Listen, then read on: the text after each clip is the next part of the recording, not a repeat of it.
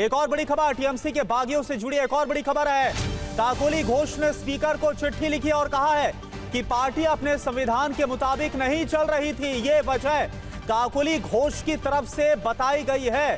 काकोली घोष ने कहा है कि असली पार्टी होने का दावा किया जाएगा।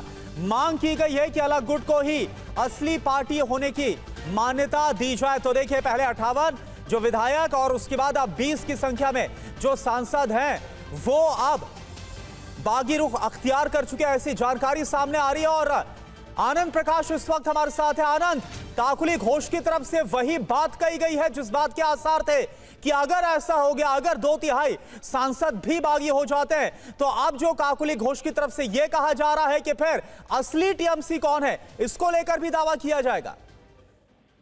बिल्कुल, संविधान के जो 10th शेड्यूल है उसके पैराग्राफ 4 और पैराग्राफ 4(2) के तहत ये दावा किया गया बागी गुट की तरफ से कि उनको एक अलग गुट का दर्जा दिया और उन्हें असली पार्टी जो है वह टीएमसी वही है, क्योंकि उसके लिए जो उन्होंने 10th शेड्यूल में दिया गया कि 2/3 समर्थन होना चाहिए। तो जो दावा ये किया गया कि 2/3 समर्थन है, 2/3 विधायक को सांसदों का समर्थन बागी गुट के पास है, तो ऐसे में असली पार्टी का दावा उन पर बनता है। और इसके लिए बकायदा उन्होंने संविधान के अंदर जो 10th शेड्यूल है, 10th शेड्यूल के पैराग्राफ 4 और पैराग्राफ 4(2) का हवाला दिया। उनका कहना है कि जो भी जरूरी चीजें थी, जो बहुमत के हिसाब से वो सब उनके पास है, क्योंकि अगर कोई पार्टी संविधान के मुताबिक नहीं चलती है तो उसमें से 2/3 लोग अलग होकर सांसद अलग होकर एक अलग गुट बना सकते हैं, अलग पार्टी का दर्जा की मांग कर सकते हैं। और जो स्पीकर उन्होंने अब जो मुलाकात होने वाली, संभवतः आज उनकी मुलाकात होगी, उसमें इसी बात को दोहराएंगे और जो सांसदों के हस्ताक्षर वाला पत्र है बागी गुट के, वो स्पीकर को दिया जाएगा। फिर स्पीकर उसकी स्क्रूटनी करेंगे और लीगल राय लेने के बाद स्पीकर फिर अपना फैसला सुनाएंगे।